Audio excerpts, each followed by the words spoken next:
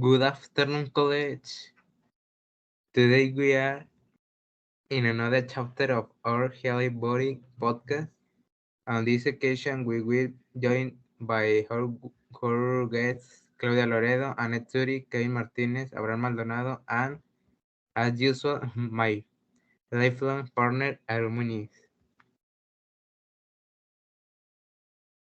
Hey, good afternoon, Alan. First of all, how are you, dear guest? Very good, Aaron. Good so far. Alright, ready to talk about it. Excellent, ready to go. Today, the topic we will talk about will be about the hairy mouth. To start, we have to know that the mouth is a cavity that is mainly composed of lips, tongue, and teeth. It is part of the sense of taste, and it is where the digestion process begins. No, yes. With a little introduction that Aaron gave us, what do you think of hairy mouth?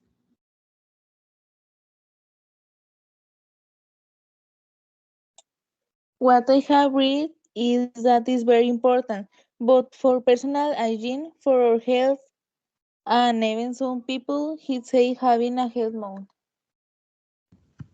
What I know is that having a healthy mouth is essential for the different functions that our mouth performs, such as digestive, respiratory, sensory, and communication.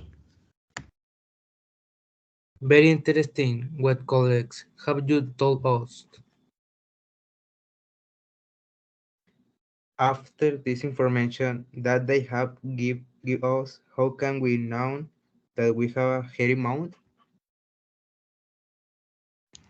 This is very simple. The only characteristics are only three: to have clean teeth without cavities, not to have broken teeth, and finally, that there is no dental pain and odor. I believe it to have the hormone and the also characteristic to know have and perform at the requirement medical attention. Whether or not it is the problem that has to do to with the teeth. Excellent companion, could not be clearer. Since I had also read something about what they mentioned. Very well. We already talked about how to have a hairy mouth. Now it's time to talk about the consequence of not having oral hygiene. We maintain and that's look with and now we can infections in the goose cavities, irregularities, and if it left untitled cause perioditis and the acidities but there and also more serious problems. So and cover this vascular disease, cancer, digestive problems, and according to studies in the can also be related to Alzheimer's.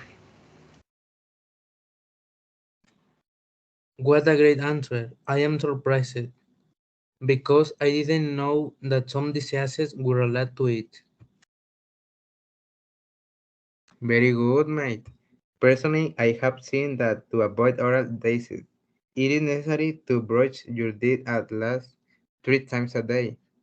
What other factors also help prevent this? My dentist once told me to stop drinking soda and chocolate because it was too sugary. So I think some factors can influence is to stop consuming sugars. And as Kevin says, obviously, visit our dentist at least 2 times a year. Adequate consumption of natural water is also important. And the concluded and the one that we important to believe the recommendation for the oral health it is frequently to us the dental floss more have can into the bruise and the less ever 3 months and the performing the correct brushing technique. after they have given us all this information. I can say that if I have had another problem, since I have suffered from a cavities and I have been undergoing dental treatment. Don't you guys have a similar experience to mine? It is a good that you mention it. I want to share with you that if I have had an oral problem, but but not because of cavities, but because once I feel while playing and an incisor tooth fell out of upper part, but I took care of it and they fixed. Well, that is very strange and very crazy. I don't know how I would have reacted that had happened to me. Excellent, college. Thank you for sharing your anecdotes that you have lived on the subject of oral health. Thank you very much for your contribution, colleagues. It was a very complete information.